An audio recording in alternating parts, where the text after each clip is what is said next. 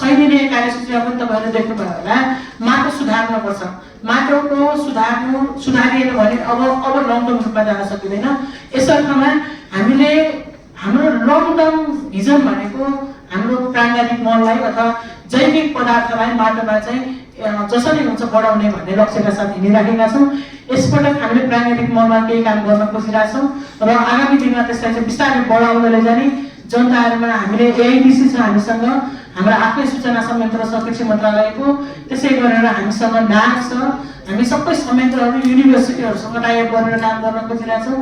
यसो हेर्दाखेरि चाहिँ हामीले सूचना हाम्रो कतिपय कुराहरू चाहिँ सूचना समयमा पुर्याउन नसकेर पनि कति कुराहरू चाहिँ किसानहरूले थाहा नपाएको अवस्था पनि छ। त्यो कुरालाई चाहिँ हामीले सही सूचना कसरी दिन सकिन्छ जसले गर्दा माटोको अवस्था सुधार्दै हाम्रो जैविक पदार्थलाई बढाउनको लागि चाहिँ हामी लङ टर्म रूपमा काम गर्न खोजिरहेका छौँ। मैले बाँकी कुरा सचिवजीले पनि भनिसक्नु भएको भएर मैले अहिले यो प्रश्न